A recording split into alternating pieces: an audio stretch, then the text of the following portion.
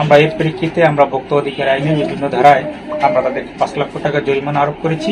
মানুষ কতটা নির্দয়, নিষ্ঠুর, অমানবিক ও অর্থরিপসু হলে জীবন বাঁচানোর অপরিহার্য উপাদান ঔষধ নিয়ে ব্যবসা করতে পারে। ঔষধ শিল্প অবশ্যই একটা ব্যবসা, কিন্তু সে ব্যবসা যখন মানুষের মৃত্যুর কারণ হয়ে দাঁড়ায় তাকে কি বলা যায়? লাস ফার্মা বাংলাদেশের অন্যতম একটি বড় ফার্মেসি, যাদের সারা দেশ জুড়ে রয়েছে অনেক শাখা।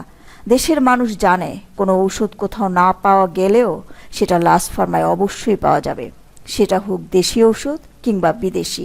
ওই অভিযোগকারী যে কোম্পানির নাম ব্যবহার করে ঔষধটা বিক্রি করা হয়েছে, ফিলিপিনের একটা কোম্পানি অ্যাপেক্স ফার্মা, ওখানে যোগাযোগ করা হলে তারা বলে দেয় যে এই ঔষধ তাদের একটা ফেক প্রোডাক্ট।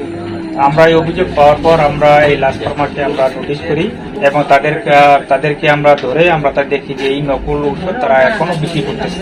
এর পরিপ্রেক্ষিতে আমরা তাদের ঔষধগুলো যেগুলো ছিল সেগুলো আমরা দেখি এবং তারা স্বীকার করে যে এটা তাদের ভেজাল এবং নকল ঔষধ।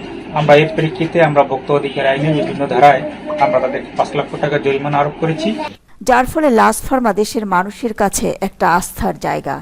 কিন্তু লাস ফার্মা মানুষের এই আবেগকে নিয়ে খেলা করছে। ভোক্তা অধিকার এ পর্যন্ত অনেকবার তাদের ফার্মেসিগুলোতে অভিযান চালিয়ে পেয়েছে মেয়াদোত্তীর্ণ অসংখ্য ঔষধ ও আমদানিকৃত ঔষধের বৈধ কাগজপত্রও দেখাতে পারেনি।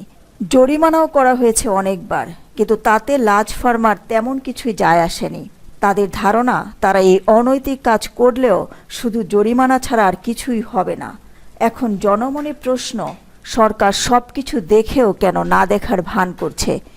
শুধু লাস ফার্মা নয়, অনেক ঔষধ বিক্রেতাদেরও নেই ঔষধ বিক্রয়ের বৈধ কাগজপত্র। নকল ও মেয়াদোত্তীর্ণ ঔষধে সয়লাভ হয়ে গিয়েছে ফার্মেসিগুলো। কেন তাদের বিরুদ্ধে কোনো কার্যকর ব্যবস্থা নিচ্ছে না? কেনই বা তাদের লাইসেন্স বাতিল করছে না? দিলরুবা খান, দৈনিক আর নিউজ।